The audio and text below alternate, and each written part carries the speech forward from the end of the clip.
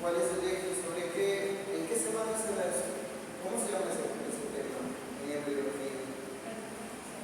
La hernia fisiológica. Es una hernia fisiológica que normalmente se da. ¿En qué semana? Hasta la 12ª semana. ¿Ah? 12ª semana. 12ª.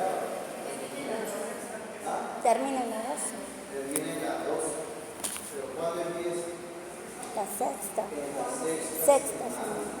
En la 6ª semana empieza eso y en la 11 y 12ª semana termina ese proceso de hernia fisiológica. ¿Cómo se entiende usted? Ya, ¿qué más? ¿Quién es el eje de esa hernia?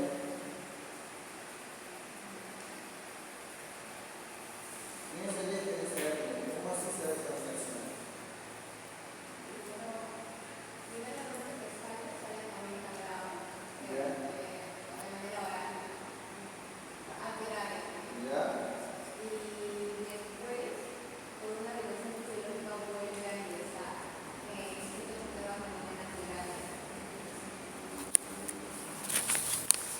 ¿Sobre qué? O sea, ¿qué eje usa o qué usa como eje ese intestino? ¿Qué se hace intestinal o qué eje es?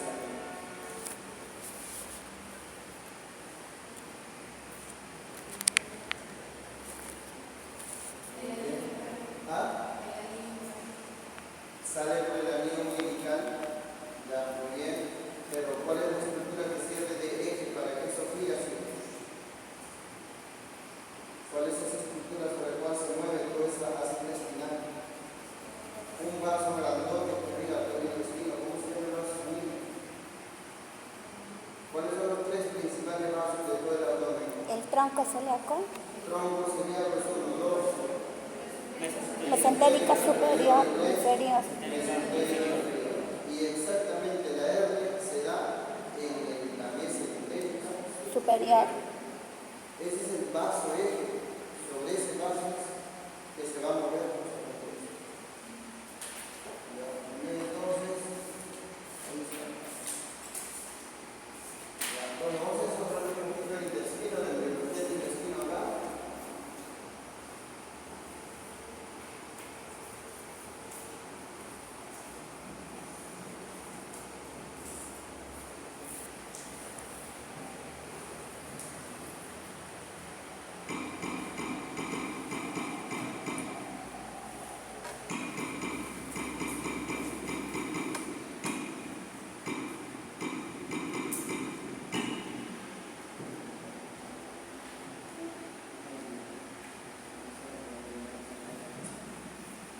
Embriología del sistema digestivo. Decimos respiratorio y otras cosas centrales del sistema digestivo.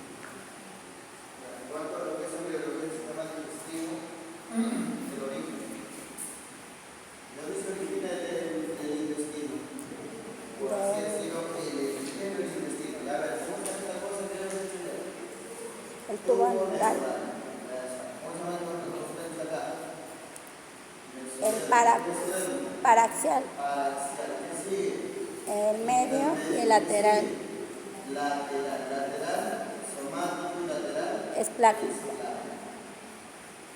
El lateral es plástico, de acá se origina el corazón. Cardiovascular. De acá se origina la glándula suprarrenal,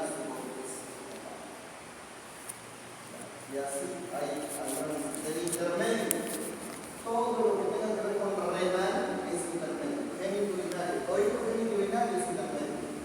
Y todo lo que es la parte motora, locomotora, es paraxial. Entonces tienes esas tres partes. La cuarta lámina germinativa le llamaban también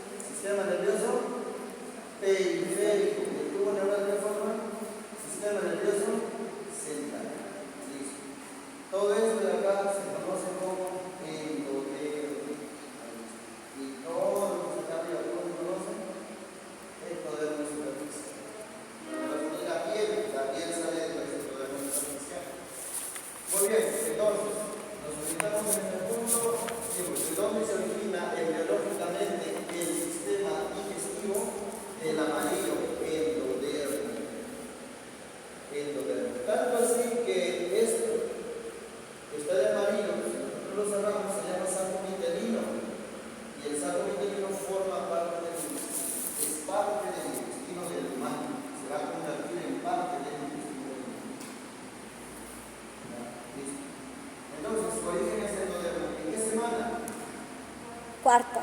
Cuarta semana. ¿Cuándo inicia su formación el sistema digestivo? Inicia su formación en la cuarta semana del desarrollo embrionario. ¿Listo? Ya está. Ahí entonces empieza la cuarta semana. Y para eso el intestino tiene tres partes.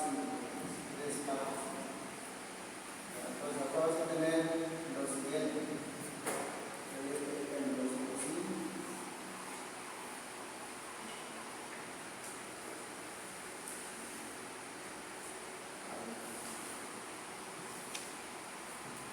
Y el tubo digestivo, ese viene a ser el conducto gonzalo-mesentérico.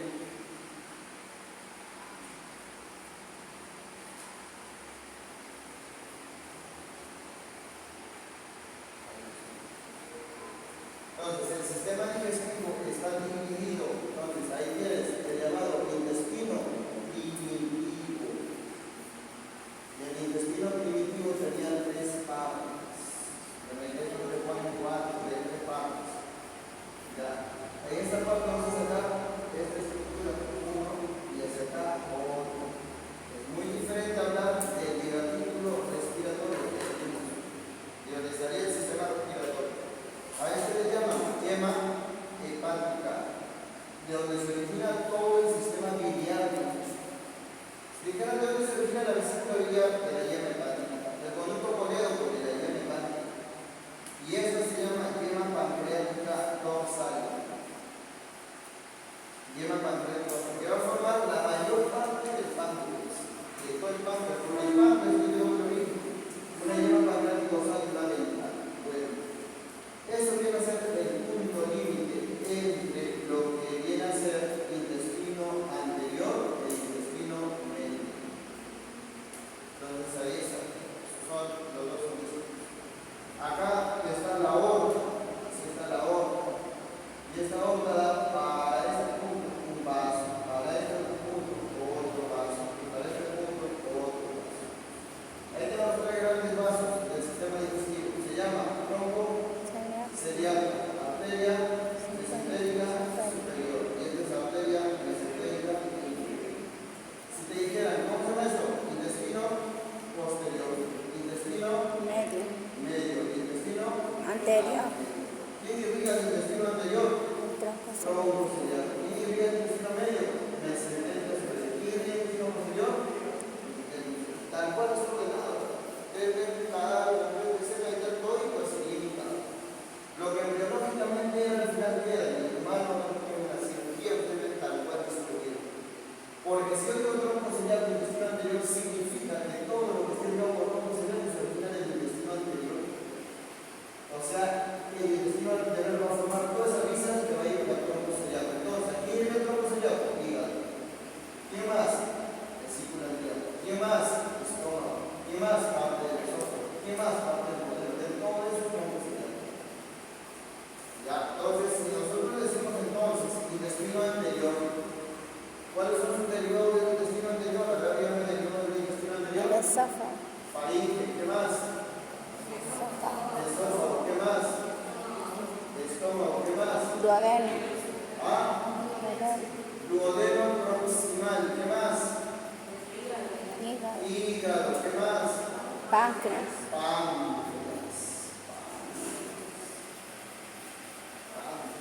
Todo lo derivado del intestino anterior. Luego tienes el intestino medio. Acá tiene el intestino medio. Y el punto límite, como hacemos nosotros, el intestino medio anterior, justamente es, ¿cuál es el punto límite? La yema hepática o la yema pancreática. Ese es el punto límite entre el intestino anterior y el intestino medio. Entonces, derivamos del intestino medio.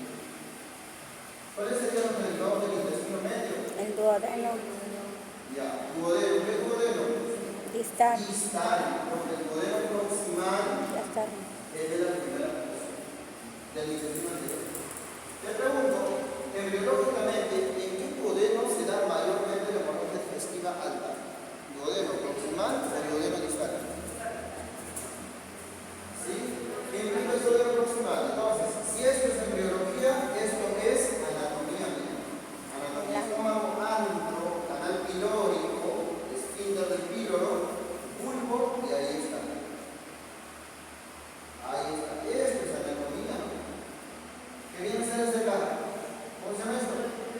ángulo de 3, ahí está. Diámetro de 3 hacia arriba, H de A. Diámetro de 3 hacia abajo, H de B. Ahora, porciones, primera porción, segunda porción, tercera porción y cuarta porción. Te pregunto, ¿dónde se forma la úlcera? La mayoría de veces. Donde más cerca está el ácido. ¿Dónde está el ácido? En el estómago. ¿A dónde llega? Así, con todo su potencial el ácido. ¿A la primera, segunda, tercera o cuarta? La primera. Primera. ¿Por qué? Porque en la segunda ya desemboca un gran conducto del páncreas que se llama conducto de Wilson. Wilson. Pero la pregunta es, ¿qué trae este cubo pancreático? Acá, ¿qué trae?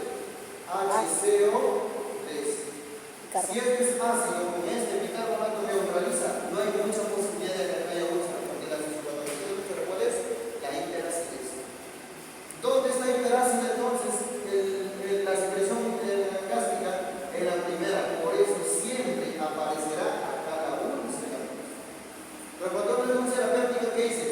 Sus dos localizaciones, donde más ácido hay, o a estómago, antro o duodeno. ¿Qué es duodeno? ¿Proximal o distal? ¿Qué es este acá? Próximo. ¿Por qué? Porque ya sabes que acá, en este punto, se origina aquí esta estructura que viene desde el hígado. ¿Cómo se llama esta estructura? Colédoco. Conducto Colédoco. colédoco. ¿Cómo se llama esto? Conducto de Wilson. ¿Entre los dos qué forma? El esfínter de Oden. ¿Qué forma? La papila mayor. Entonces, significa que, si te digo, yema pancreática ventral, dorsal, yema hepática, la yema hepática formó el colédoco. La yema pancreática dorsal formó el Wilson. Entonces ahí está formando, de hecho ahí está el páncreas, de ahí va a salir el páncreas. Entonces embriológicamente hasta acá es intestino anterior. Y de acá hacia abajo todo esto ya es intestino posterior, medio. Entonces, si te digo embriológicamente, ¿cuál sería la porción intestinal más sangrante? El intestino anterior, medio o posterior. Anterior. ¿Por qué? Porque ahí está pues, el duodeno proximal. Ahí es donde nosotros se va a formar la mayoría de úlceras. Ya listo. Entonces, sería intestino medio, derivado. ¿Cuál sería el derivado del intestino medio? Duodeno. ¿Qué duodeno? Distal. Y este duodeno distal implica siempre una parte distal de la segunda porción, tercera y cuarta porción. ¿Qué más es ahí? Yeyuno. Yeyuno. ¿Qué más es ahí? Ilio. Hilo. ¿Qué más? Ciego. Ciego. ¿Qué más? Apéndice. ¿Qué más? El colon transverso. Colon ascendente y Transverso. 2/3 Del transverso. derecho del colon.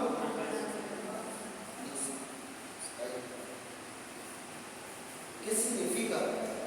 Que la arteria mesentérica superior, cierto, ¿no? Cuando ustedes ven las zonas isquémicas del colon, ¿cuántas zonas isquémicas del colon hay? 2. ¿Cuáles son las zonas isquémicas del colon? ¿Cómo se llaman las zonas isquémicas del colon? El ángulo esplénico. ¿Ah? El ángulo esplénico. Muy bien, entonces cuando dice colon, ahí hay colon, ¿verdad? Cielo, colon ascendente, transverso, sigmoide.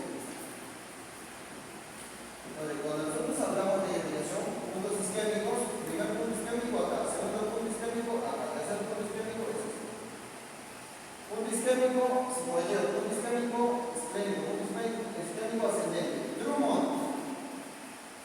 Esplénico. No se ve nada. Griffith. Y este acá, Sudeck. Como es el sigmoide. Sudeck. Punto isquémico de Sudeck, punto isquémico de Griffith, punto isquémico de Drummond. Los puntos es ahí donde básicamente han hecho la anastomosis, es arteria. De la aorta están saliendo a diferentes niveles. Entonces, vamos a ver. Por acá. ¿Quién es a la arteria mesentérica inferior? Ya, esa mesentérica inferior te va a dar la córnea izquierda, la sigmoidea y la ventral. Listo. Embriológicamente, hasta ahí llegaba. ¿Cierto? ¿No? Porque tienes acá. Entonces, del lado derecho, ¿qué va a venir? El mesentérico superior. ¿Qué va a indicar? La iliocólica, el apéndice, ilio, ciego, todo eso. Colon ascendente, cólica derecha, cólica media. Y ahí está. ¿Quién es este acá? Esta es la mesentérica superior. Pero esta tiene que anastomosar y unirse finalmente a esta arteria. ¿Y dónde se une? Exactamente donde biológicamente habíamos dicho. En la unión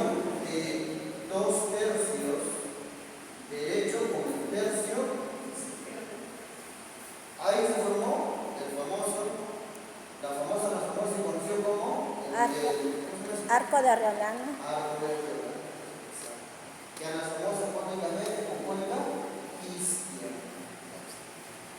En ese punto exactamente estamos hablando que se unieron, ¿quién? Desde la embriología viene esto. Las dos arterias.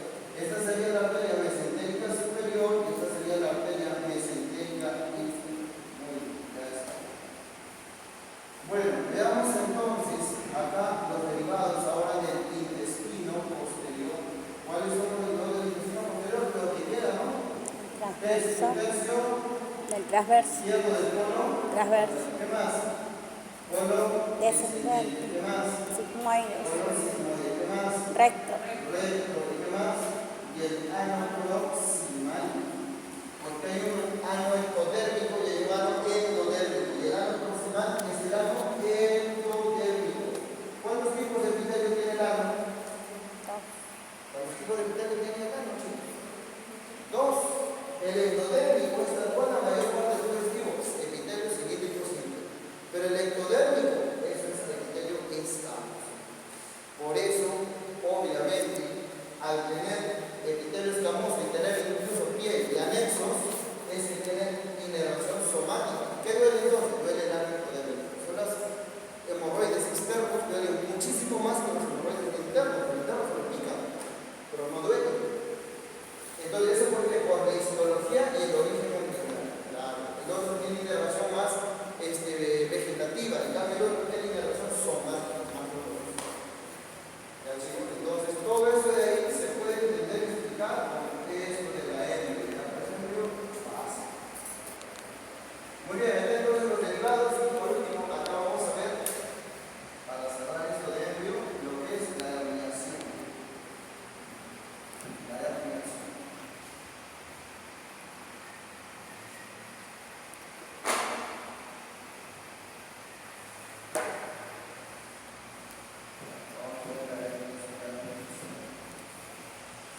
La hernia fisiológica.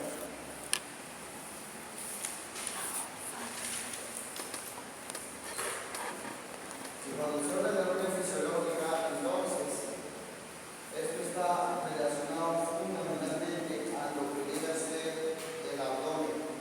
Ahí y ahí. Ahí está el oxígeno. Entonces, hay un órgano que crece a gran velocidad desde la cuarta, quinta y sexta semana. ¿Quién es? El hígado. Crece. Y al crecer, y aparte es un órgano hematopoyético, esto aumenta la presión intraabdominal. ¿Y esa presión intraabdominal qué hace? Que el ácido intestinal salga por este orificio. Este orificio es básicamente el orificio uterino. Entonces, por ahí va a salir bien las asas intestinales. Las asas intestinales. Muy bien, entonces esto sería el ácido intestinal, este es el ácido intestinal, y así es. Y ahí está. Esa es la hernia fisiológica. ¿Cuándo sale? Básicamente se va a la herniación. Se va a dar, entonces, esta hernia tiene un asa craneal y un asa caudal. Si dijera componentes del asa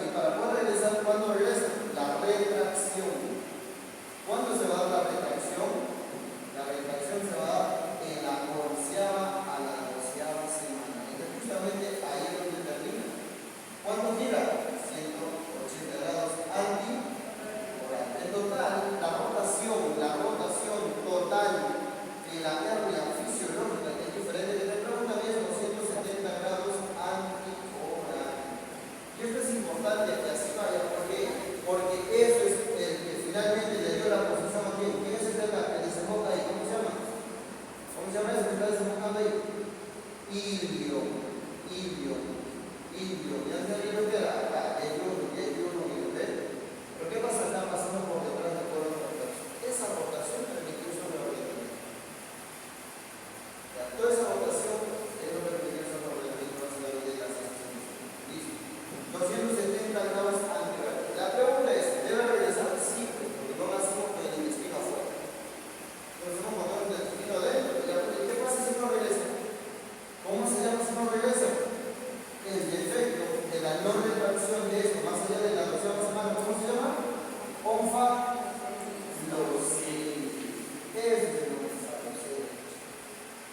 El onfalocele es totalmente distinto a la gastrosquisis. La gastrosquisis es un defecto de línea media, es paraumbilical, sale por los lados de la línea. En cambio, el onfalocele sale por la línea umbilical. Y es esa ácido intestinal que no va a regresar, que se queda fuera, claro, nace con el intestino fuera. Pero lo bueno es que el se necrosa porque va a cambiar por membranas, es diferente a la onfalocele. Entonces, ¿estas cosas se pueden reparar tras el nacimiento? Claro que sí, eso prácticamente no repara es el cirujano pediátrico. El cirujano pediátrico es perfecto. Ya, listo chicos, entonces con eso creo que ya más o menos está hecho. Hay algunas patologías así bien puntuales del tubo digestivo que ustedes deben recordar aquí las coloco por si acaso algunos datos alternos. Recuerden el divertículo de Mendel, es algo común que les hacen en pediatría. Recuerden la atresia duodenal, otra cosa que va asociado con el síndrome de Down, ¿no? La malformación digestiva más asociada al síndrome de Down, atresia duodenal. Divertículo de Mendel causa de hemorragia digestiva en ¿quién? En niños. ¿A qué se debe el divertículo de Mendel? Porque no se ha cerrado bien. ¿Cómo se llama esto? Conducto ónfalo-mesentérico. La pertenencia al conducto ónfalo-mesentérico, el divertículo de Mendel, la atresia duodenal, una reclamación del duodeno. ¿Qué más? Y por último, que tienen que recordar, el que preguntan mucho en pediatría, ya viene a ser la hipertrofia. ¿Cómo se llama? ¿La hipertrofia de quién? Del píloro, ¿no?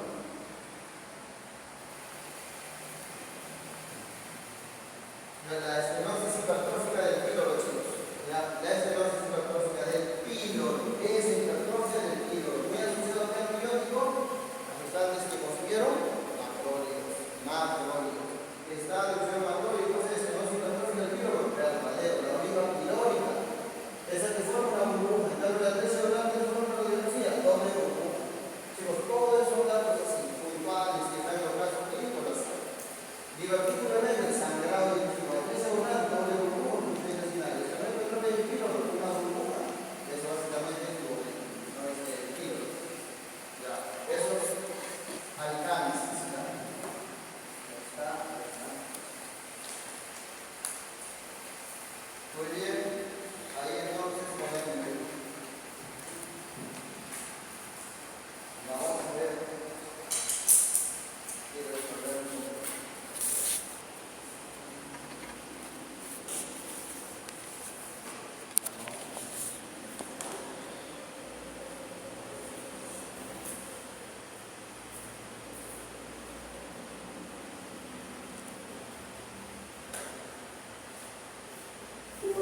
Muy bien, entonces sería que los algoritmos es un defecto de la organización fisiológica intestinal, defecto es cierto.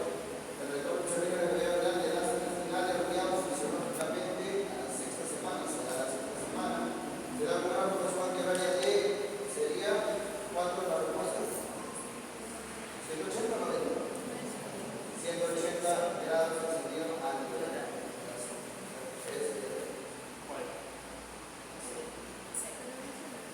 ¿Está bien?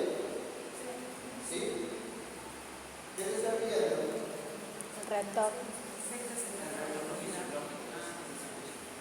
El retorno fisiológico a la cavidad abdominal, la retracción, 180. Con la herniación 90, la salida 90, la retracción 180. El total, 270 grados. La 2. A ver.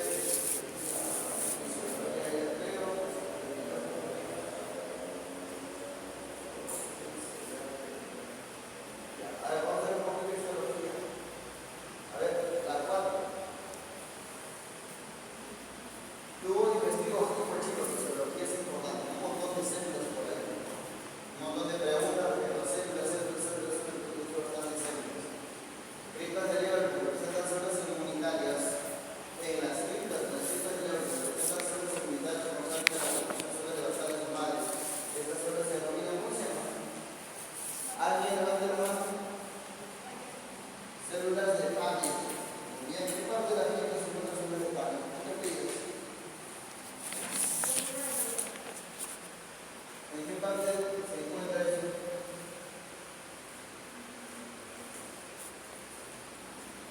Células de panel.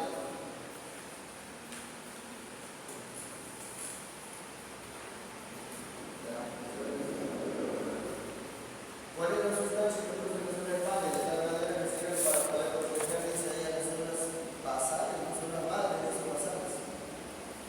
¿Alguien? La secreción del producto de la célula de panel. ¿Ah? Secretina, no, la secretina es algo fisiológico para otra cosa. Enzimas, ¿qué enzima? Produce también la lisosima, chicos. Produce lisosima, enzimas no bactericidas que se encuentran sobre todo en esas células. Entonces, primero el macrófago intestinal de la célula de panel. ¿Quién es el macrófago intestinal de la célula de panel? A ver, hablemos un poquito de la histología del plasma digestivo, porque hay caliciformes, hay enterocromafines, células de hito. Veamos por ejemplo.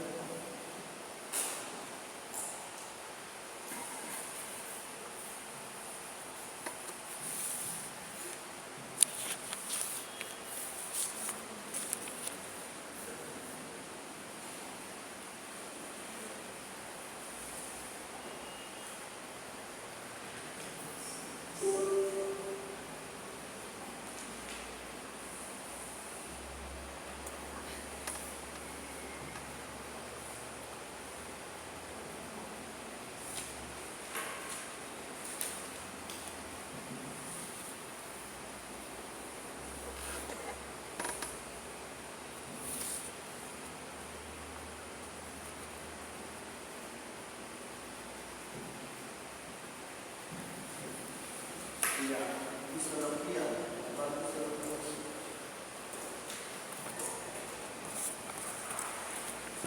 Ya, a ver, desde el esófago empezamos. Bien, por acá, primero el esófago. ¿Qué tipo de epitelio tiene el esófago? ¿Qué tipo de epitelio tiene el esófago? Poliestratificado plano. No, todo tipo de epitelio estratificado, plano, no queratinizado. Muy bien, eso sería su epitelio. Entonces ahí está, un epitelio plano, estratificado, no queratinizado. Por lo tanto, es un epitelio de resistencia.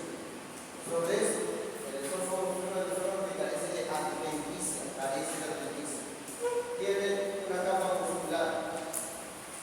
Ahí está, esa es su capa muscular.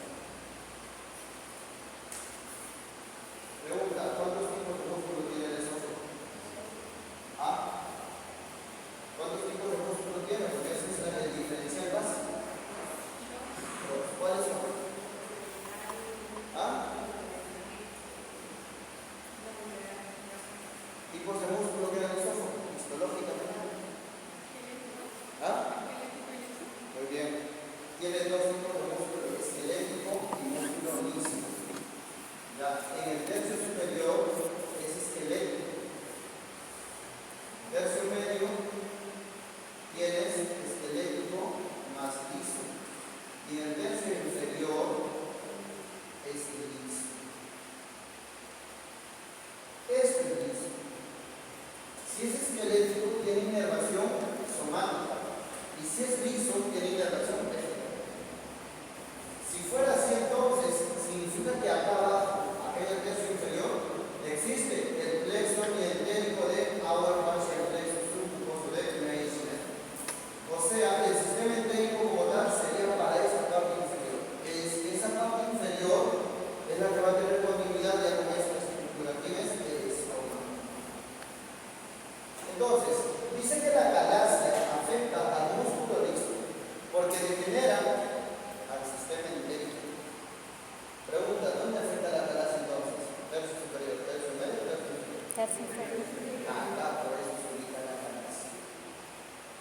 Pues la galaxia no afecta en esta parte, porque básicamente es músculo liso.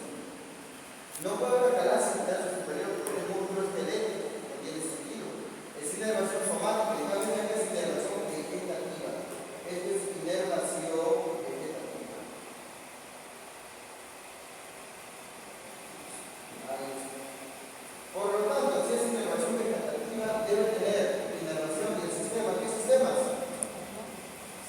sistema parasimpático y el sistema simpático. ¿Quién es el sistema parasimpático? Neurotransmisor. Acetilcolina. Neurotransmisor es simpático. Noradrenalina. ¿Cuál es el problema de la calasia? ¿Qué cosa no hay? ¿O qué cosa hay mucho? En la calasia hay mucho espasmo del tercio distal. ¿Qué cosa hay demasiada? Acetilcolina. ¿Qué se ha degenerado? Células ganglionares del plexo mientérico de agua, pero es crucial el oponente, el antagonista de la acetilcolina. ¿Qué? Más que noradrenalina, óxido nítrico y óxido nítrico y eso le es lo que ya. Listo. Entonces ahí tendríamos en cuanto a esa. Entonces, ¿qué tipo de epitelio es esto? Colocamos ahí epitelio estratificado, plano, no queratinizado. Es un epitelio de listo, ya está. Llegamos a esta parte de distal en transición con el estómago y aquí tienes otra estructura. ¿Qué es otra estructura? Cardias. ¿Por qué es tan importante el cardias? ¿Por qué? ¿Por qué es tan importante el cardias? Porque el cardias es fundamental. Porque presenta acá esta estructura que es fundamental en la endoscopía. El endoscopista, lo que hace el enterólogo, sabe que está entrando al estómago porque encuentra esta línea siempre. ¿Cómo se llama esa línea? Línea Z. ¿Dónde está la línea Z? En el cardias. ¿Y qué representa la línea Z? El punto de transición. ¿Entre qué? Entre el epitelio del esófago. ¿Qué tipo de epitelio era? Lámina, no queratinizado. ¿Qué sigue de ahí para el estómago? Epitelio cilíndrico. Cambió el epitelio. ¿Cómo se llama esto entonces? ¿Qué tipo de epitelio tiene el cardias? El cardias tiene la famosa transición de epitelio. Ahí está. Dos zonas en el tubo digestivo tienen transición de epitelio. Una es el cardias y la otra es el área. En el área y en el cardias están las dos zonas donde hay transición de epitelio. Aquí, epitelio plano,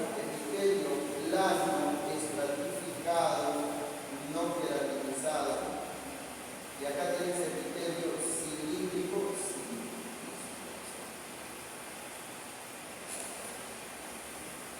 Eso es lo normal, ¿no? ¿Y qué pasa si aparece epitelio cilíndrico acá? ¿Podría aparecer el epitelio cilíndrico acá por encima de la línea Z? ¿Qué contexto?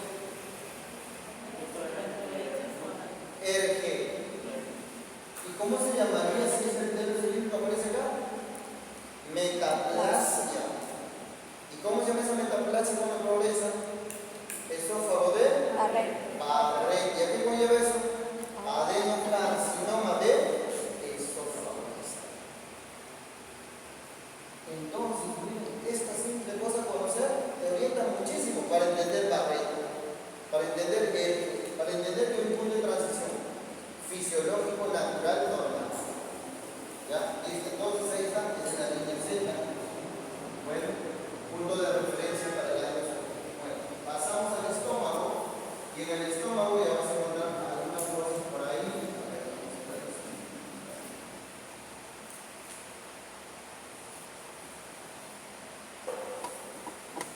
Bueno, y el estómago tiene algunas partes importantes, como es el ano, como es el cuerpo, y el fundus. Cada uno con grupos celulares distintos. ¿Ya? Hay unas glándulas sobre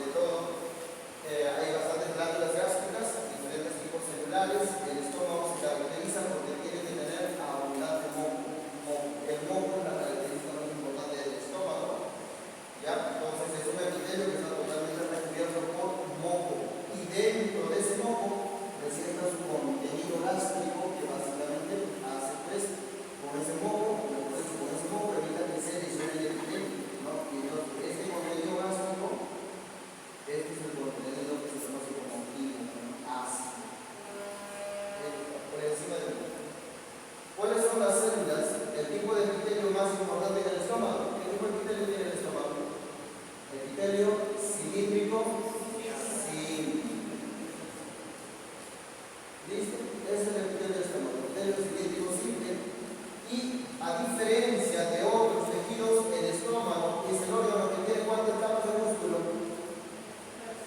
3 capas de músculo. Todo el resto tiene cile, circular interno y externo, pero el estómago tiene 3. ¿Cuáles son las capas? La oblicua interna, la circular media y la longitudinal externa. Listo. Ahí están las 3 capas. ¿Por qué tiene que existir un oblicuo interno más? Porque el estómago, a diferencia de todo el resto del intestino, ¿qué hace?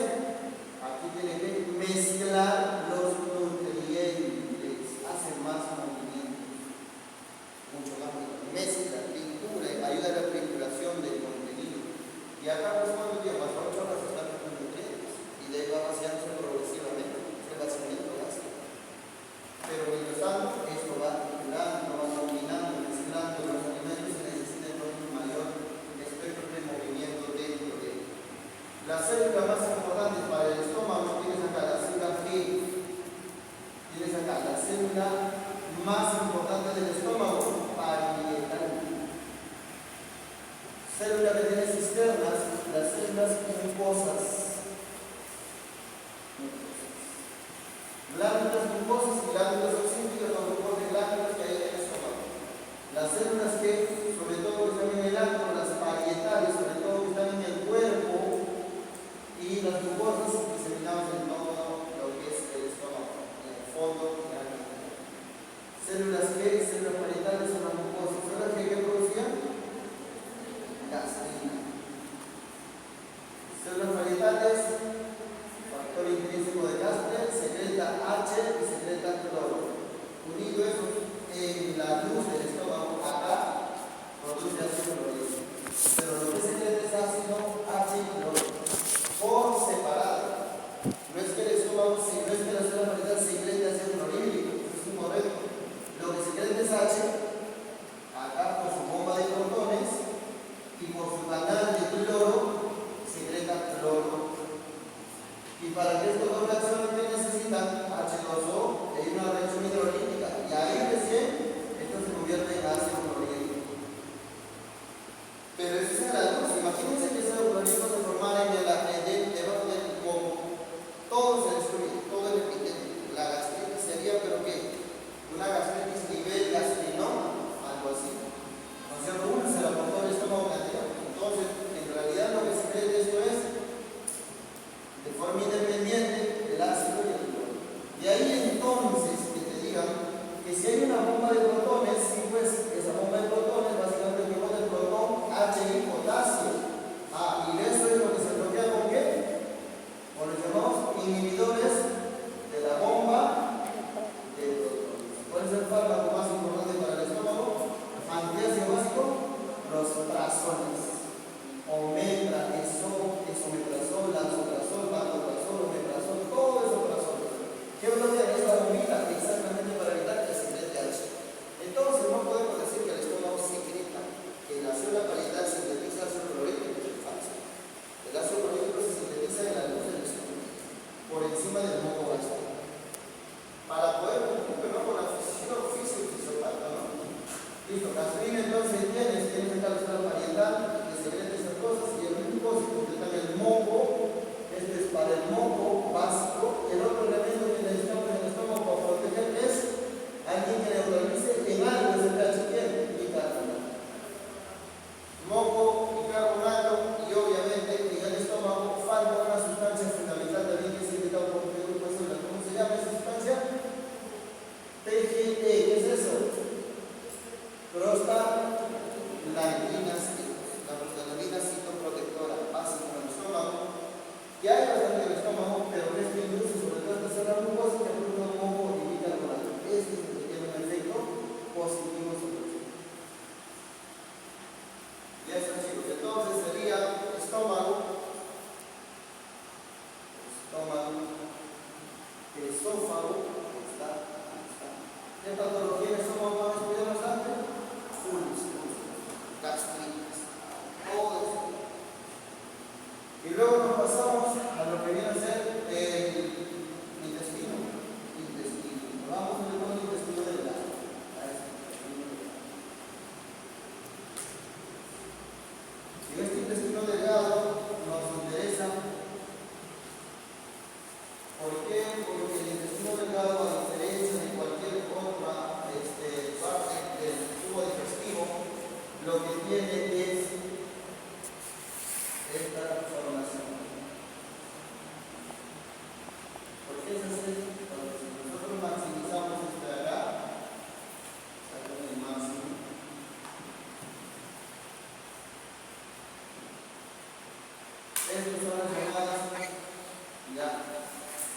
válvulas conviventes, ¿no? Válvulas conviventes o pies de Kempling. Pero sobre estas válvulas conviventes, ¿qué cosa hay encima de todo esto?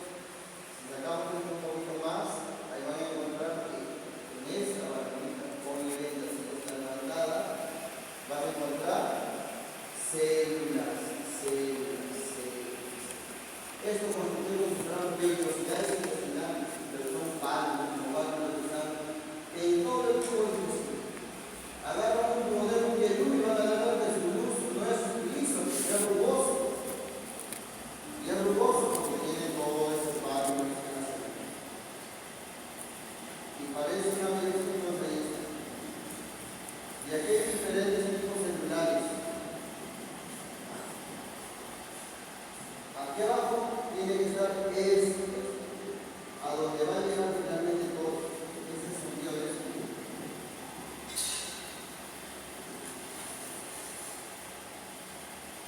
Y ahí está. Hacia la parte baja de esto viene justamente esto. Vamos a probar esto para darle más volumen.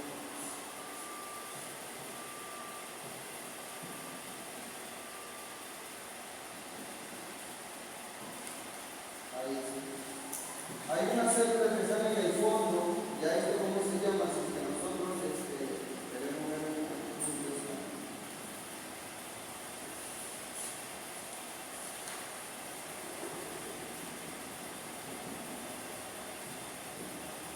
Y acá, ese sería así. Ahí. Que además acá van a encontrar a estos. Y por parte van a encontrar a estas células.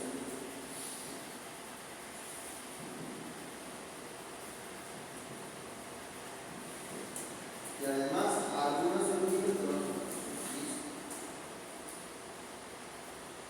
Entonces, esto de acá se llama una cripta de Lieberkühn.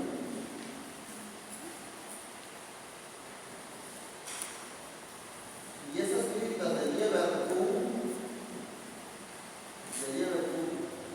forman glándulas de Lieberkühn, y esa glándula o esa cripta tiene en su pared un montón de tipos celulares. Las células más abundantes, en definitiva, ¿quiénes son? De todo el intestino, ¿quiénes? Las llamadas células absortivas, los enterocitos. Células absortivas. Que básicamente son enterocitos. ¿Qué otras células hay por ahí? Vas a tener a estas de acá, que son menos abundantes en el intestino delgado y más abundantes en el colon. ¿Por qué? Porque tienen un moco, se llaman células caliciformes. Son las productoras de moco, lo que acá es células mucosas y producen moco en el estómago, aquí en el intestino células caliciformes, las células productoras de moco. ¿Dónde es más importante el moco? ¿En el intestino delgado o grueso? Grueso. Para evitar disminuir la translocación bacteriana colónica. Ayuda muchísimo. ¿Qué otras células vas a tener por acá? Vas a tener a estas células. Y entonces en el intestino también suelen aparecer algunos tumores de células que a veces decían, pero ¿por qué ahí? Si esos son como que muy, o sea, tumores muy endocrinos, no deberían estar en las glándulas, pero hay, se llaman células de Pulczynski. Algo así, ¿no? O le dicen células K. Células K, las famosas células K. Estas son células productoras de algunas sustancias endocrinas como serotonina, ¿no? Histamina, y así, en el tubo digestivo. Además vas a encontrar otras células, y estas células se llaman células basales o células madres. Y finalmente, las células que eran macrófagos, células de Paneth. Ya está. Eso sería entonces en cuanto a la histología del tubo digestivo, de lo más importante que hay. Tienes entonces las criptas de Lieberkühn, glándulas de Lieberkühn con todos sus tipos celulares. Recuerden que esto va a producir sustancias neuroendocrinas o endocrinas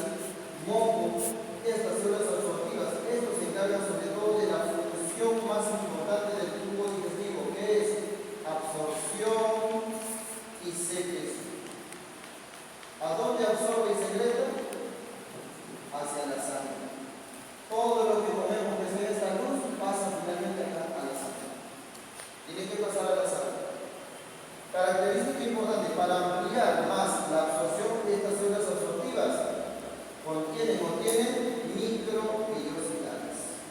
Esa microvellosidad también la llaman chapa estriada. Son células con chapa abundante, chapa estriada. ¿Dónde? En el intestino de la chapa estriada del estómago, en el esófago, no hay en el colon, no hay en el recto, no hay. ¿Dónde hay chapa estriada? En el intestino delgado. Entre todos estos, ¿qué parte del intestino delgado es más activo? El duodeno, el ayuno o el ¿cuál? ¿Cuál más activo, chicos? Entre los tres. Duodeno, el ayuno y el ayuno. En absorción y secreción. Duodeno. El duodeno no absorbe y secreta tantas sustancias como las del ayuno. Ustedes verifican que el ayuno es la que absorbe mayor cantidad y absorbe y secreta mayor cantidad de líquido, mayor cantidad de sustancias, vitaminas, glucosa, un montón de cosas. Ya, entonces el ayuno es mucho más activo. ¿Y por qué el ayuno también, chicos? Porque es grande el ayuno. El duodeno es pequeñito, solo mide 25 a 30 centímetros. ¿Qué es más grande que el ayuno? Es decir, el ilion. Ya, entonces ahí está.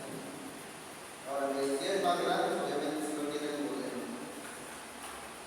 Bueno, aquí viene entonces el esófago. ¿Cuál es el esófago? La patología más importante del esófago es gastroagalasia. En el estómago es el moco, gastritis, úlcera y cáncer por ahí. Y aquí en esta parte digestiva, como esa función, secreción, si no absorbe bien, todo se ve diarrea.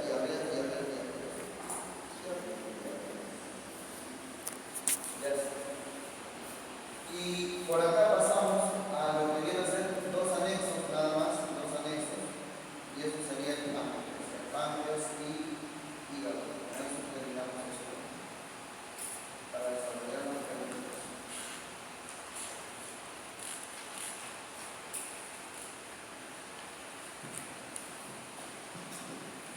Ya, veamos entonces el páncreas. En la histología, el páncreas, a ver, porciones del páncreas, ¿cuántas porciones tiene? 3. 3 porciones. Páncreas, ¿cuántas porciones? 4. Cabeza, Cuerpo, cuello, cuerpo, cola. Cabeza, cuerpo, cuello. Un cáncer, ¿de qué porción de ese páncreas produce diabetes? Cáncer, ¿cuál es la localización más frecuente del cáncer de páncreas? Cabeza, cuello, cuerpo, cola. La cabeza. La localización más frecuente del cáncer de páncreas es la cabeza. Y que por cierto es dentro de lo clínico lo que más se manifiesta. ¿Por qué? Porque cuando está en la cabeza, infiltra ¿quién? ¿A qué estructura se infiltra? Entonces ahí tú dices, ¿quién atraviesa la cabeza del páncreas? Pero desde arriba viniendo, ¿quién es el que atraviesa esa cabeza? Por una parte viene así y por otra parte viene así. ¿Cómo se llama ese verdecito que está bajando? Conducto. Conducto oleto. Y si tú desarrollas un cáncer de cabeza y páncreas, ¿sabes que esto se va a infiltrar? ¿Y qué vas a hacer entonces cuando hay cáncer de cabeza y páncreas? Si se infiltra, se obstruye, ¿qué pasa entonces? Ictericia. Entonces, la ictericia es marcadísima por estos aspectos, ¿no? Porque obviamente el cáncer baja la visibilidad más frecuentemente en cabeza, se infiltra el colédoco y hace ictericia constructiva. ¿Sí? Pero, ¿qué pasaría si el cáncer se localiza? Ya no está atravesando pues, ni el colédoco. Ya no vas a hacer ictericia, el dolor más tardío. Pero sí ocurre una cosa, diabetes mellitus. ¿Por qué? Porque se ubican la mayor parte de los islotes del área. ¿No ves que el páncreas histológicamente tiene dos porciones? Tiene una porción exocrina o una función exocrina y una función endocrina.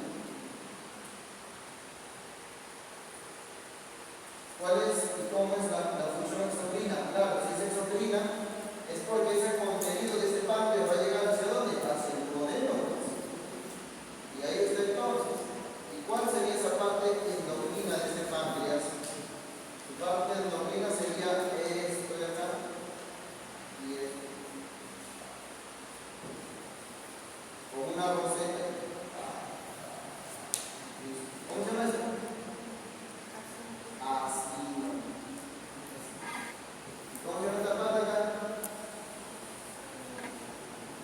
El ducto o conducto. Para fisiología del páncreas, para toda la digestión, esto es dos cositas más. Esas son las dos cositas que deben recoger. Pero desde el punto de vista fisiológico, te digo, este es acino y este es ducto o conducto. ¿Ya es? Y ahorita en fisio liberamos, ¿quién funciona ahí? ¿Qué boca? Listo, ya está. Eso es lo que debemos saber porque el páncreas. Entonces, esta es la función exocrina, porque como ducto al final, ¿a dónde va a confluir todo esto? Todo esto va a confluir a un conducto más grande que se va a formar y va a desarrollar como ese conducto grande. Conducto de pancreático de qué? De Wilson. Al final todo esto va a formar el conducto de Wilson, que desemboca en la segunda porción. Y ahí se ve todo el contenido. Entonces se divide el ducto secretario y el ácido secretario. Y eso es para la parte intestina. Entonces la función exocrina es intestina. ¿Y cuál es la porción o la función endocrina? Que acá mismo sacamos, pero aquí la diferencia sería esto. ¿Qué cosa es? ¿Tienes entonces células beta, células alfa y células delta? ¿Cuáles son las células más abundantes del islote en este páncreas? Células beta, que corresponden a más del 70% de las células. ¿Qué produce esto? Las células alfa, ¿qué produce? Pero esto de acá es función endocrina, esto es endocrino, lo vamos a ver endocrino, ya, para esto. Pero nos interesa la de las células delta. ¿Qué produce la célula delta?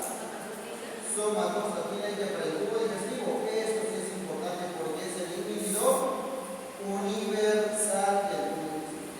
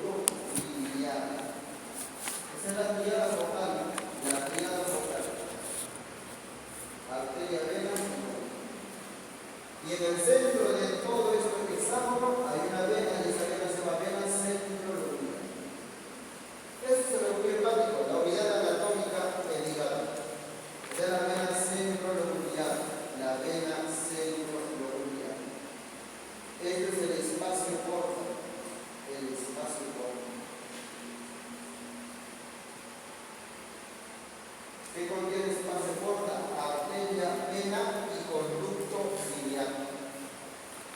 Y de esa vena cerebronuclear es a donde va a llegar toda la sangre, porque ahí va a llegar tanto la sangre arterial como la sangre venosa. Ambos van a llegar en sangre venosa, sangre arterial, todo llega a la vena cerebronuclear. Porque estos vienen a ser el sistema vascular eferente del hígado, aferente del hígado. Es el sistema vascular aferente. Y acá, exactamente donde estos van a confluir, ahí van a formar esta estructura fundamental del hígado, conocido como sinusoide hepático. ¿Qué es el sinusoide hepático? ¿Dónde tienes acá la arteria? Y acá tienes la vena. La vena porta. Y así esto lo van a confundir a dónde? A una gran vena en el centro, y esa es la vena cerebronuclear. En este sinusoide es donde se mezcla la sangre arterial con la sangre venosa, y claro, toda esa sangre venosa que viene de la vena porta, porque la vena porta es la responsable de traer todo esto, ¿ya? La vena porta es la que lleva la sangre de la vena porta, se va dividiendo en cada segmento hepático y forma finalmente la parte histológica del sinusoide. En el sinusoide es donde se mezcla la sangre, no ocurre la mezcla, pero ¿qué tiene este sinusoide? Endotelio. ¿Qué más aparte del endotelio, de vaso sanguíneo? En sus paredes tiene a los macrófagos más letales del cuerpo humano. ¿Cómo se llama? Célula de Kupffer. Entonces, es acá donde se va a limpiar la sangre de los gérmenes que pueden haber transbordado del intestino antes de que del hígado salga esa sangre hacia el corazón. Porque lo que sigue del hígado, ¿cómo sale la sangre? Por las venas suprahepáticas. ¿A dónde llega? A la vena cava. Ahí llega. Entonces, toda la sangre que entra por esta porta es la que recoge a través de la vena mesentérica superior, inferior, vena esclérica, todo lo que ingresa de esta sangre al final termina saliendo. Entonces, el hígado tiene un sistema vascular aferente y un sistema vascular eferente. La aferente es la porta y la arteria, y la eferente es la vena suprahepática, y finalmente llega a la vena cava inferior. Pero a la vena cava inferior llega sangre libre de gérmenes. ¿Qué pasaría si un germen se mete a la vena mesentérica superior e inferior, absorbiendo nutrientes del intestino? Eso lo espera el hígado. Y el hígado tiene que ver el sinusoide. ¿Qué hay en el sinusoide? Las células de cruza. ¿Y qué van a hacer estos macrófagos letales que van a destruir cada bacteria que puede llegar a este? Y pasa entonces, finalmente sangre limpia a la vena cerebronuclear. Entonces, ¿cuál es la transición entre la vena porta y la vena suprahepática? Es la vena cerebronuclear. Ahí está. Entra la cerebronuclear y la cerebronuclear sale para la suprahepática y la suprahepática a la cava. Así va todo. Entonces, todo lo que entra del intestino sale, finalmente se reabsorbe a dónde? A lo que es sistema externo-portal, y eso que entra finalmente al hígado. Todo al hígado. Muy bien.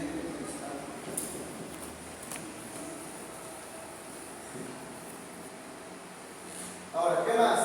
Aparte de ese sinusoide. Entonces, tienes acá, en esa parte del sinusoide, acá lo voy a escribir. Tienes columna de hepatocitos, columnas de remate. Y entre columna de remate y columna de remate vas a encontrar qué cosa? El canalículo biliar, que es la parte más pequeñita de todo. El canalículo. Pero entre esta columna y este vaso sanguíneo existe este espacio, y este espacio que se forma se llama espacio de Gissé. Ahí está el espacio de Gissé. ¿Y por qué es importante este espacio de Gissé? Porque en ese espacio de Gissé se encuentran unas celulitas. ¿Cómo se llaman celulitas? ¿Cómo se llama celular, chicos? ¿Células de qué?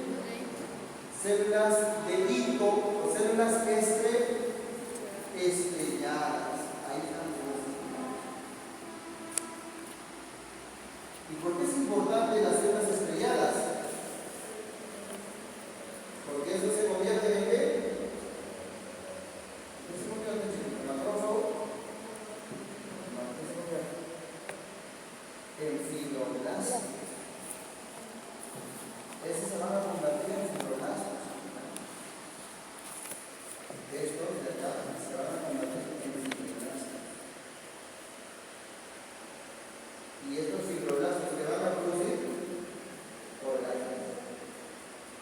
¿Y qué hace el colágeno del hígado si se empieza a producir en exceso? Cirrosis. La fisiopatología de la hipertensión arterial, el contexto más importante es que esta se adquiere y haga fibrosis. Y la cirrosis hepática la fibrosis del hígado. ¿Cuáles son las células responsables de esa fibrosis hepática? Las células estrelladas. Células estrelladas de hígado que se encuentran donde en el espacio de IC. Son células que las de hipo o estrelladas que en fisiología te preguntan, almacenan vitamina A. ¿Cuáles son las células del hígado que almacenan la vitamina A? Esas son las células estrelladas o células de hipo, son las células de hipo. Ya está. Y en cuanto a lo que viene a ser el ácido hepático, el ácido es diferente. ¿Cómo es el ácido? Entonces tienes acá un hexágono, tienes acá otro hexágono.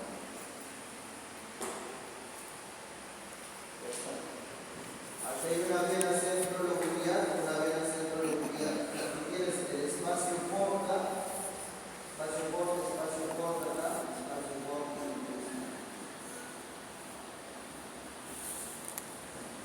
Determinar área que tenga mayor riesgo de isquemia en el hígado y áreas que van a tener mayor resistencia a la presión. Entonces, este es un hepático, 3 zonas. La zona con mayor riesgo de isquemia es la zona periférica o que está más cerca a la vena centrolocular.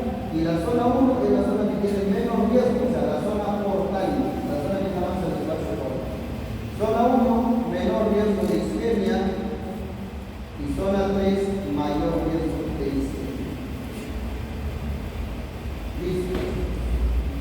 Eso es el ácido, a ese vacío, y esa es la unidad fisiológica. Eso es el ovurio hepático en la unidad anatómica. Y dentro de todo esto tienes esta partecita que te queda mucho mejor. ¿Ya? Recuerden que se llama columnas de Riemann o trabéculas hepáticas. Y esas columnas de Riemann son fundamentales porque van a limitar de alguna manera a eso que vienen a ser los canalículos biliares. Si dijeran cuál viene a ser la porción donde inicia la vía biliar, se llama canalículo biliar. La parte más pequeñita de toda la vía biliar es el canalículo biliar que está dentro de ese lóbulo. Es el canalículo biliar. Entonces acá coloco canalículo biliar. Listo, chicos, eso sería creo que los alcances más importantes en todo esto.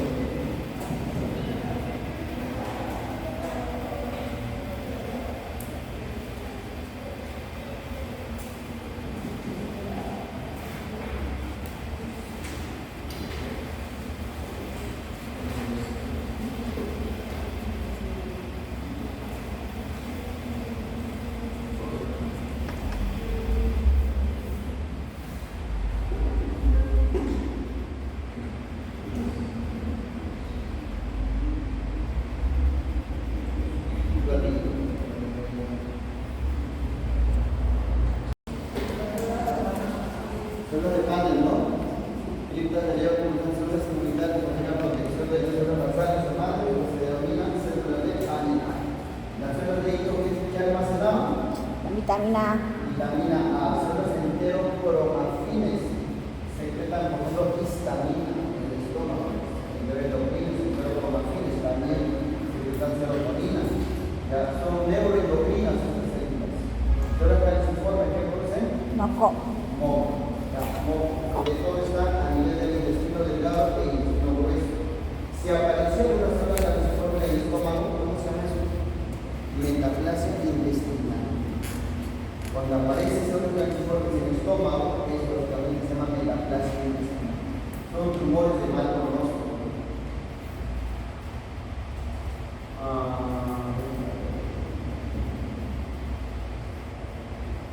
Además, por acá.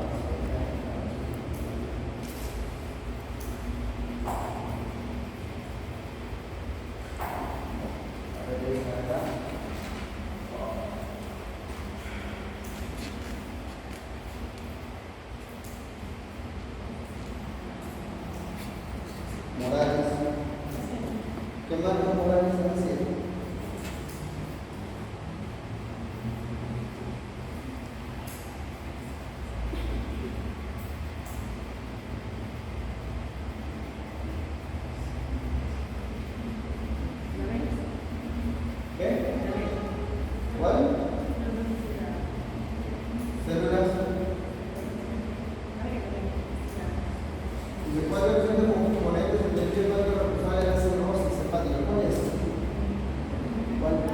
las células estrelladas, Las células estrelladas.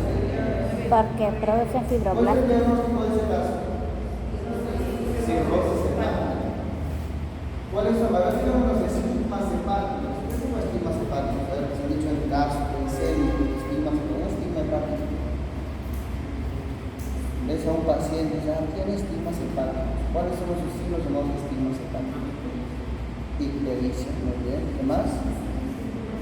Circulación colateral. Citis, ya, más alejado, sí, puede ser. ¿Qué más? La cabeza. Citis, hipertensión portal. ¿Qué más? Una persona que tiene problemas de hígado, ¿qué cosa se manifiesta externamente? La cabeza de Medusa. Ya eso tiene otro de hipertensión portal. Ginecomastia. ¿Qué más? Caída de vellosidades, se le caen las vellosidades. ¿Se entiende? Vellosidades. Pubis en triángulo. Si es masculino. Caída de los. ¿Qué más? Palma hepática. La palma hepática. ¿Qué más? Las telangiectasias. Es que los alcohólicos, sobre todo que tienen problemas hepáticos, tienen telangiectasias. Los telangiectasias, palma hepático, o eritema palmar, palma hepática, ictericia, ginecomastia y caída de vellosidades. Esos son los estigmas hepáticos. Recuerden esas cosas. Entonces, dice, voy a meter una tos persistente, distensión abdominal y caída. Si tose y hace cirrosis, la tos, manifestación de qué es? ¿Qué cosa tiene esa persona que da tos y ya por ahí? Y a veces esa es la única razón por la cual no descubren que ya eso es el problema y que es tan grave ese problema. Porque hay gente que de verdad, o sea, tose, pero yo vengo con tos 1 año, 2 años y sigue tosiendo y al final te están dando tu ambroxol, tu dextrometorfano, pero no te pasa, sigue la tos y no hay nada. Es un paciente que las varices que ya va siendo varios, sobre todo en varices familiares, una manifestación que tose, el tiempo tose. Porque las varices van comprimiendo a la tráquea, no es que el esófago está pegado a la tráquea. Entonces van comprimiendo por ahí que tose. Te hacen endoscopía y llega la varice a punto de reventar. ¿Cuál es la causa de muerte de una persona con cirrosis? ¿Cuál es la causa de muerte, chicos? De una persona que hace cirrosis por hipertensión portal. Más que las infecciones es la hemorragia digestiva. Tal vez que la varice se rompe y que hace hemorragia digestiva alta, pero tipo masiva. Una hemorragia incontrolada. Hemorragia del esófago es más complicadísimo. Tiene vaso grande, esto es destensión de hipertensión portal, signo cabeza medusa, hipertensión portal, porque ya salieron las colaterales. Además, hígado irregular, estoy diciendo que es un hígado empedrado, sería fibrosado. Y te dice ahí en los escritos que sospecha de hipertensión portal. Síndrome de hipertensión portal, hay hipertensión portal, por cirrosis, lo cual tiene componentes del tejido hepático de la cirrosis, entonces la célula es. La célula más importante del hígado, ¿quién es? El hepatocito, el que cumple todas las funciones. El hepatocito es la célula más importante del hígado. La célula estrellada es la célula responsable de la fisiopatología de la fibrosis, de la cirrosis. La célula de Kupfer es el macrófago hepático. La célula inmunitaria hepática. El colangiocito, la célula del epitelio de los canalitos biliares y de toda la vía biliar. Los endoteliales siguen el sinusoide sobre todo. Ahí. Entonces nos interesa acabar las células estrelladas que se convertían en qué? En fibroblastos y producían de cosas un montón de qué? De colágeno. Ya está. A ver qué es.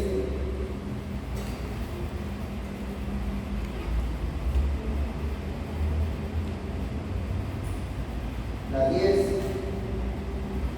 matos,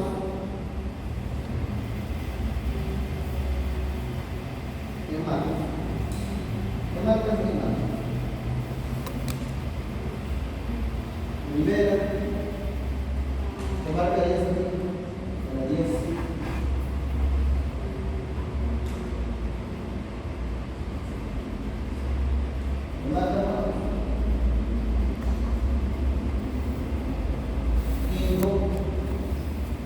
hijo? ¿Quién es mi hijo? ¿Quién sabe?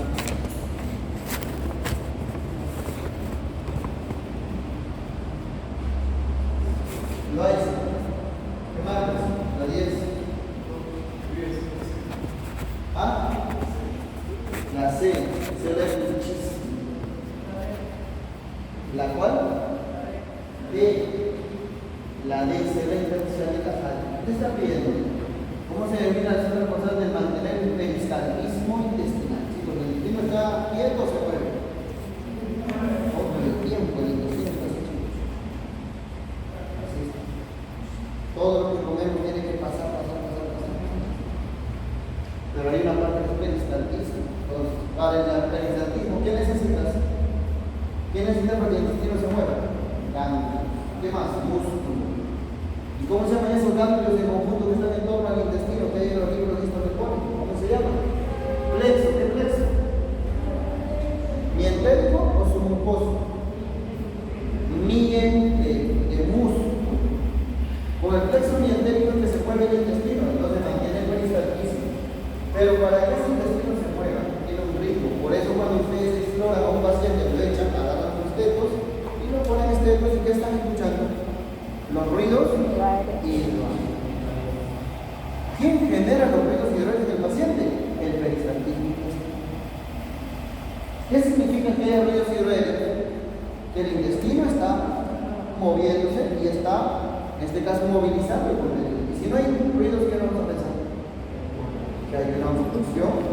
Es un signo de ilio.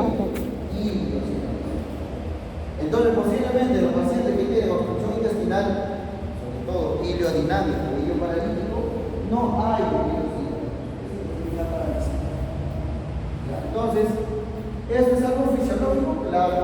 ¿Y quién es la célula responsable? Esa es la célula responsable de mantener el peristaltismo intestinal. Panel, Kupfer, Kulczynski, Cajal o Microglia. Entonces, para eso existe el llamado marcapaso del intestino. Eso es el tema. O sea, de esta pregunta debe recordar el marcapaso del intestino. ¿Qué marcapaso del intestino? La célula intersticial del Cajal. No se debe olvidar. Como les digo, al estar bien contenido, pero hay cosas puntuales, elementales. Entonces, mi intestino se mueve por Cajal, siempre. Ruidos hidroaéreos, eso mientérico de agua. ¿Quién moviliza o quién activa, quién mantiene activo ese plexo mientérico de agua? La célula intersticial de Cajal. Kulczynski, que hablábamos, producía serotonina, producía sustancias, podía producir gastrina por partes también, podía producir no solo la célula T, porque finalmente son células de endocrinas. Kupfer o Kupfer, le hemos dicho, macrófagos y panel, también macrófagos. Macrófago hepático, macrófago intestinal. Y microglia, esto no hay aquí tanto, es verdad del cerebro.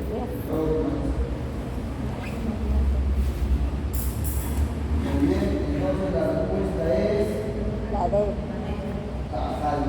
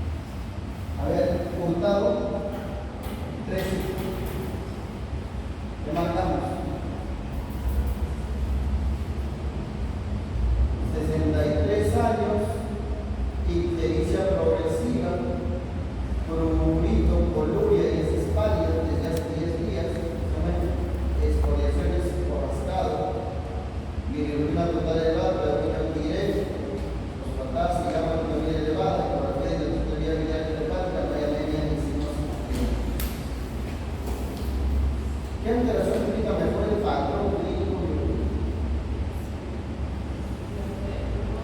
¿Ah?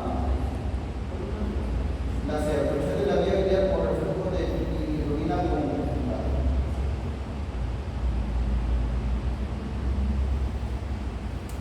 ¿Todos de acuerdo con la serie?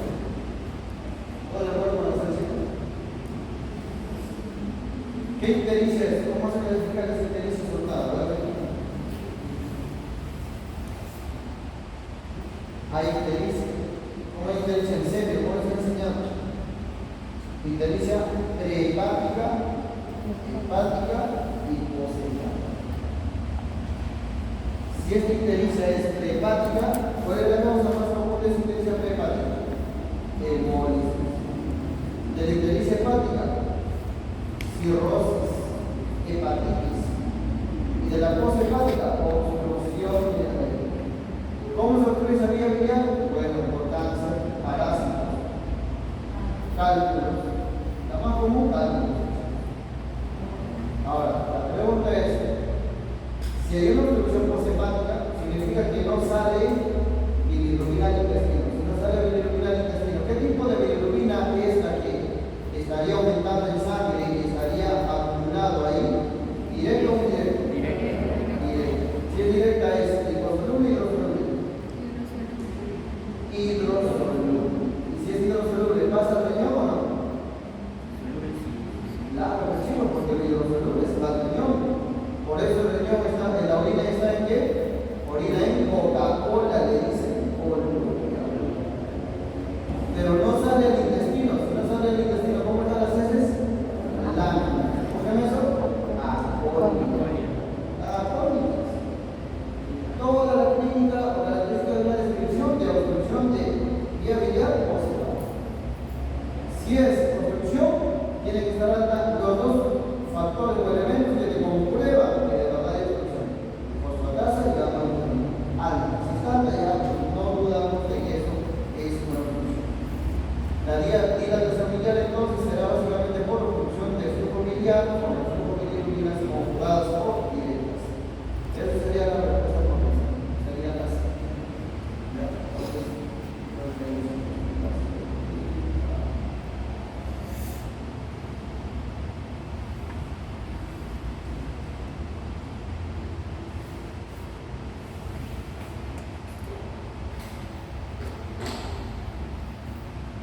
Y a ver, la 16, usted es histológico.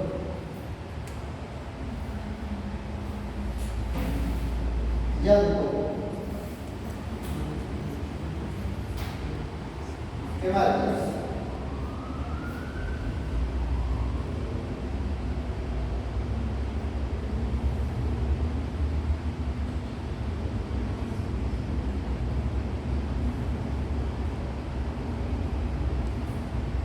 Hecho fisiopatológico explica mejor la formación de los mares.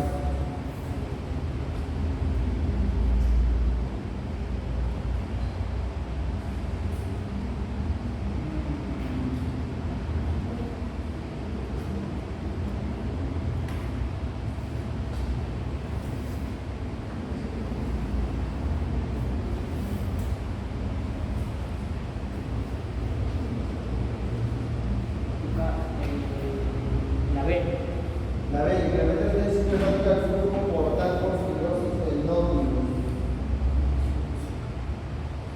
¿Qué dice el mensaje? ¿Qué mensaje? ¿Qué dice? ¿Está lo correcto de algo?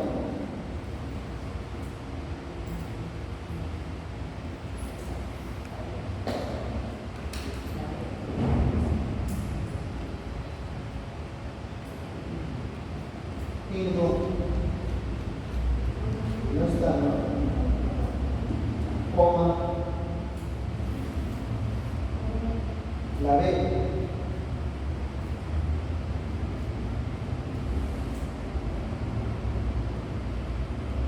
Muy bien. Entonces, esto es la B, ¿no? ¿Cuál es el diagnóstico de esto que está presentando este caso? Antecedente, dice cirrosis. ¿Cuál es la causa más común de cirrosis? Alcoholismo. Así, pleurogral, plaquetopenia y circulación colateral. Circulación colateral, sinónimo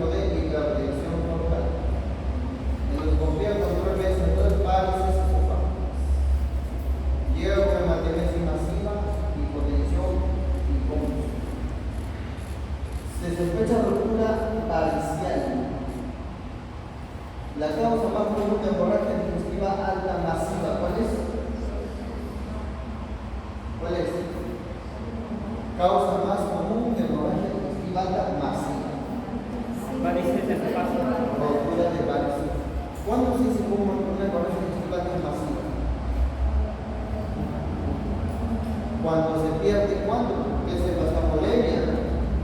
Según la clasificación, ¿cuánto por ciento de la sangre, del volumen? 10 es muy poco, chico. ¿Cuánto por ciento? En volumen, 1750 mililitros de sangre que se pierde. Y en porcentaje, el 30-35% del gasto cardíaco. Ahí tú dices que es masivo. Porque una úlcera puede ser grave, no necesariamente masivo. Es hemorragia testicular, leve, moderado, severo. Severo, masivo es cuando es más del 30-35% del gasto cardíaco. Más de 1750 mililitros, ¿no? Son pacientes básicamente que están chocados. Ya. Bueno, entonces hay hipotensión, hematemesis masiva, hipotensión y confusión que se llama también. Estas son características pediátricas que tienen HLA masiva. ¿Cómo explicarlo? Lo explicamos por fibrosis y aumento de la resistencia muscular intrahepatica. De todo esto, un dato quiero que lo tengan presente. El siguiente dato. La parte básica, la parte básica para llevar un básico.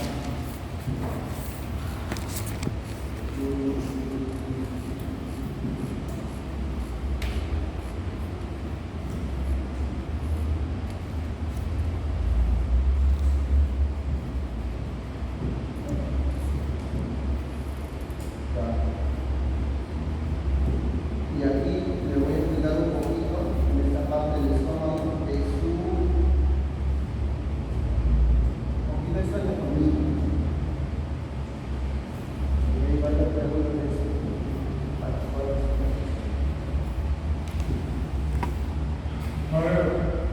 El esófago está bien conectado ahí al estómago. Del estómago.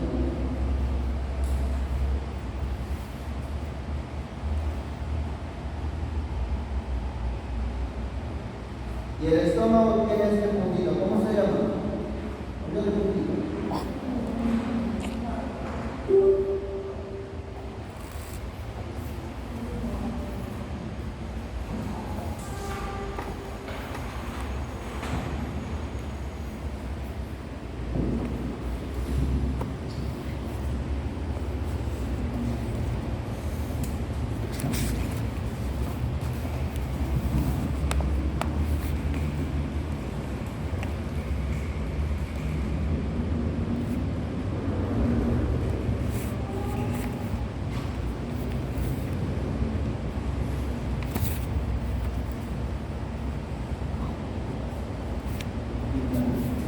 Hablamos del esófago, estómago.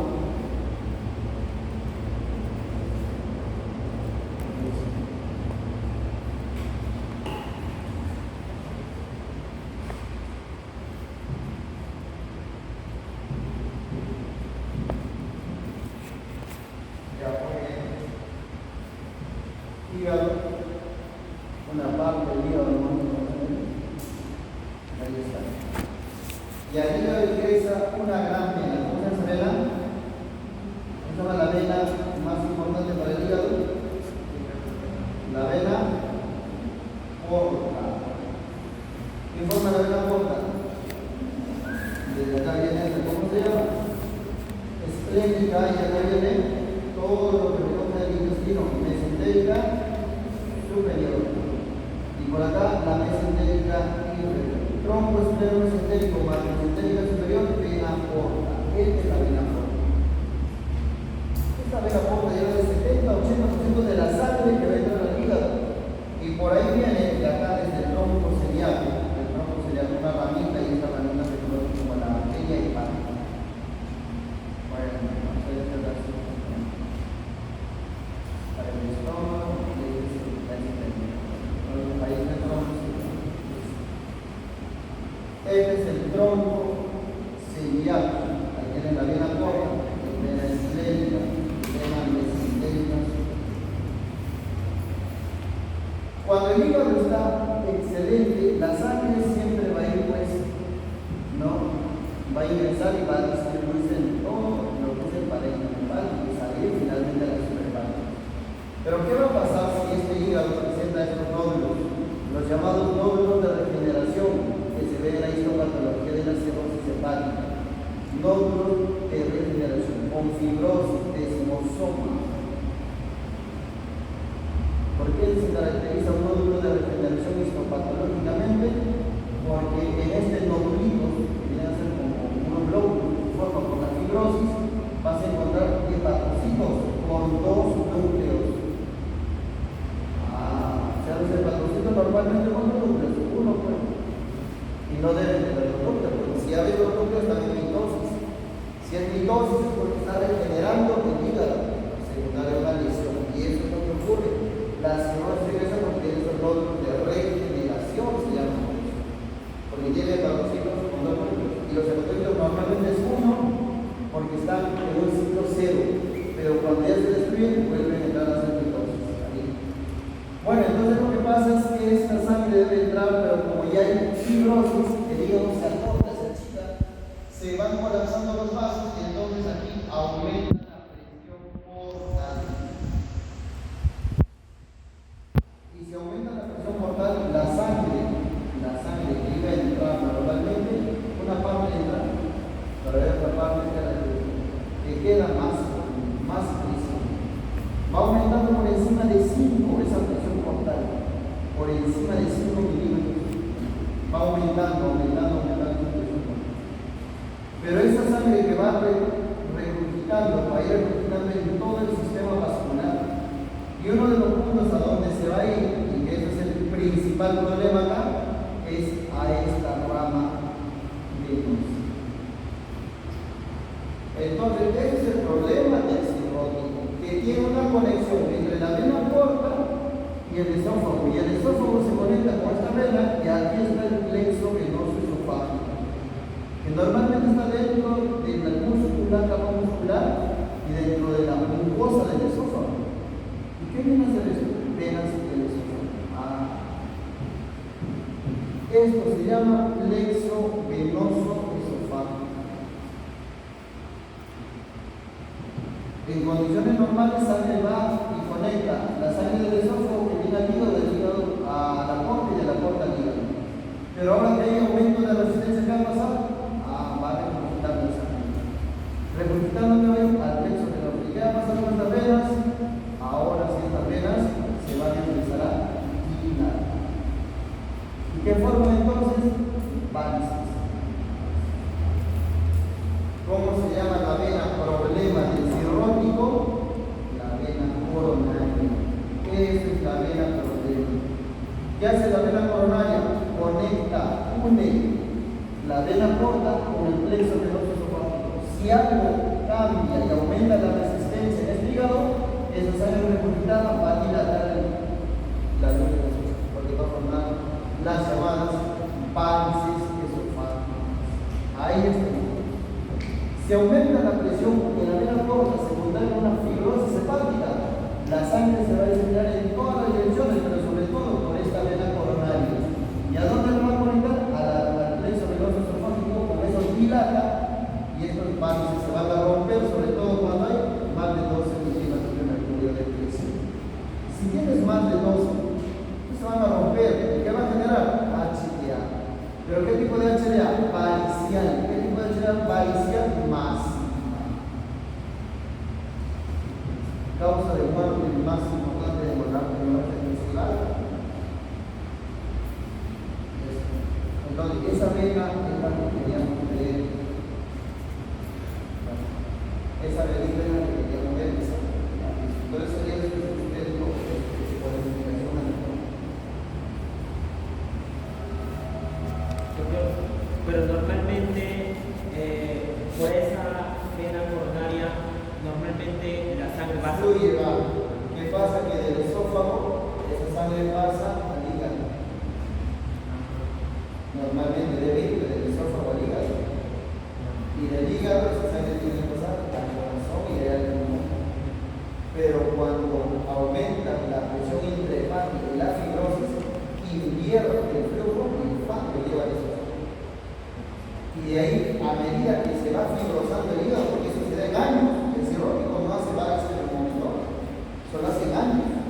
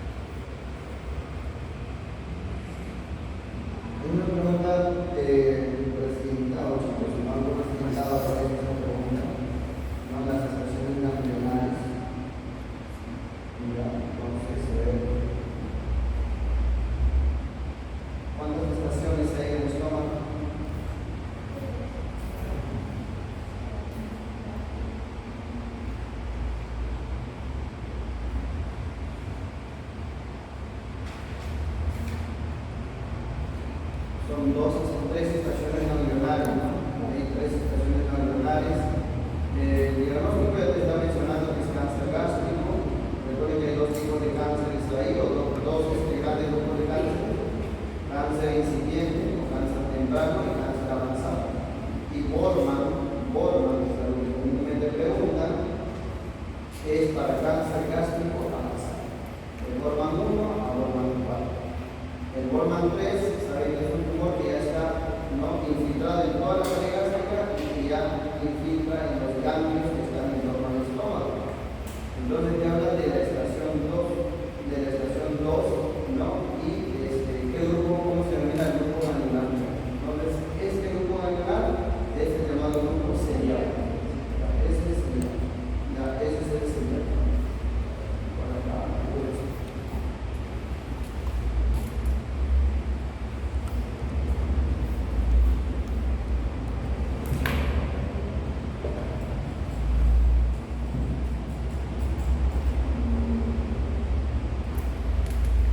en los últimos años, más ha estado viniendo procesos de irrigación en el abdomen, de irrigación en parte de las células, de irrigación en parte del intestino, más para irrigación.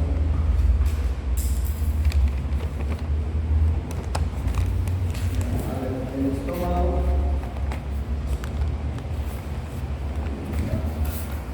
Ya está. ¿Cuál es la localización más común de un cerebro estómago? Estómago. No era el poder. Una cosa es la úlcera péptica y la úlcera péptica se clasifica en dos cuadros: úlcera gástrica y Duodenal. úlcera de duodeno. ¿Podemos ver? La duodena. ¿Dónde está ese duodena? La primera Porción. porción. La úlcera gástrica menos frecuente. Pero ¿qué variación tiene la úlcera gástrica respecto a la duodenal? ¿Qué cosa es más? Más sangrante. Esta es la que más sangra, mayor volumen. Pero esta es el más frecuente. La úlcera duodenal es más frecuente de las úlceras pépticas, pero más sangrante es la gástrica. Pero estas dos úlceras, la úlcera péptica, es la causa más frecuente de hemorragia digestiva alta, pero no parcial. Porque hemorragia digestiva alta parcial. ¿Y cuál es la causa? Hipertensión portal, cirrosis. Esa es la causa. Entonces, si decimos en qué parte anatómicamente se ubica más la úlcera gástrica, se ubica en esa estructura que les había hecho por acá, y esa estructura justamente era la llamada incisura angularis. Ahí es donde más se ubica, en la incisura angularis es donde más se ubican las úlceras gástricas. Y aquí en la primera porción es donde más se ubica la úlcera duodenal. Si anatómicamente tenemos esto, diríamos, a ver, ¿esta es la hoja? Ahí está la hoja. La hoja que es el tronco. Sí, ya. ¿Qué es el tronco se le corta? Esta. ¿Cómo se llama? La arteria hepática. ¿Qué más? La arteria Gástrica. esclérica. La arteria gástrica Izquierda. izquierda.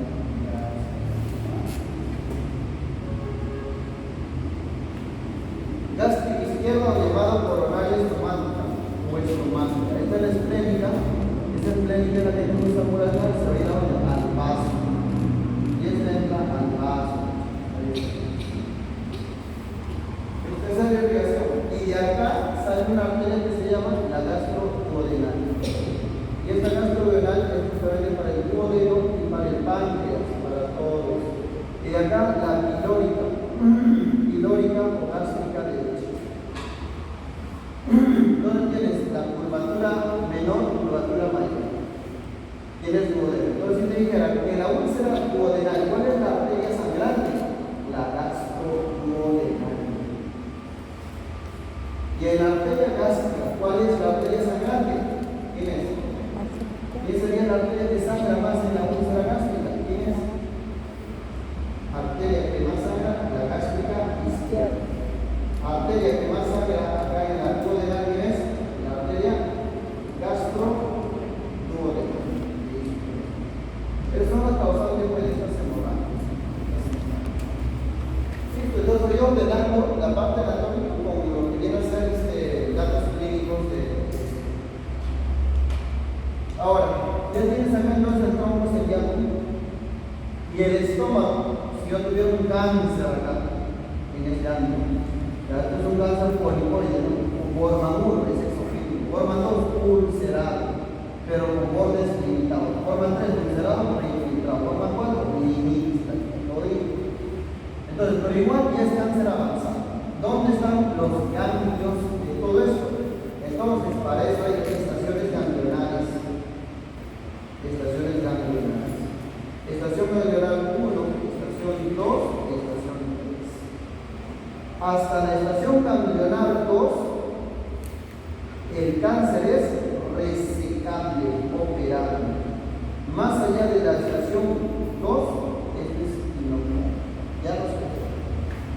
Entonces, por eso que ya viene, ¿no? La gastrectomía. Técnicas quirúrgicas, ¿cuáles? La gastrectomía les he enseñado, les he explicado. Milrout 1, Milrout 2, o Rux. Gastrectomías, Milrout 1, Milrout 2, Rux. Más resección ganglionar de 2. ¿Qué significa resección ganglionar de 2? Estación 2. Hasta ahí recibes. Si más allá de eso el cáncer se ha invitado, no tiene ningún sentido operar. Porque el hecho diseminado ya no se opera. Ahora entonces, estación 1, estación 2. ¿Cuáles son los ganglios de la estación 1 o de la D1?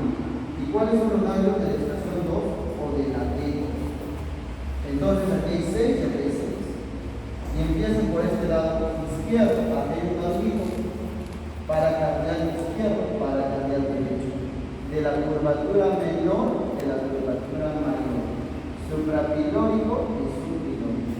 Ahí están las 6 grupos ganglionares. Grupo ganglionar 1, grupo ganglionar 2, ganglionar 3, ganglionar 4, ganglionar 5 y ganglionar 6. Recuerden que esta es la arteria hepática. Esta es la arteria hepática. Entonces, son ramas del tronco ciliaco, hepática. ¿Qué más? Esplénica. ¿Qué más? Y la gástrica izquierda coronaria estomática. Así se llama, gástrica izquierda coronaria estomática. Muy bien, ya teniendo todo esto. Entonces, ahora, estos serían entonces los ganglios de la estación 1. Se llaman perigástricos, porque están en torno al estómago. Tienes ganglio 1 para cardial izquierda, ganglio 2 para cardial derecha, ganglio 3 de la curvatura menor, ganglio 4 de la curvatura mayor, ganglio 5 de la suprapilórica o suprarenal, ganglio 6 subpilórico.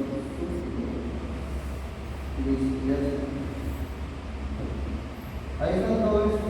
Ya, esa es la estación 1, la estación 2. Y luego tienen los perivasculares. Y ahí viene pues esa estación que estaba mencionando. Entonces, la estación 7. ¿Cuál sería el 7? ¿El 7 quién le llamaría? ¿7 qué es? 7. Acá. Gástrico izquierdo. 8. 8 ¿qué es? Sublefático. 9. Celíaco. El tronco celíaco. 10. Ilioesplénico. 11. Esplénico. Más o menos así estaríamos viendo. Hepático y hepático. Entonces tendrías la estación o el grupo ganglionar 7 sería el gástrico izquierdo, con la arteria gástrica izquierda. El 8 ¿quién sería? El hepático.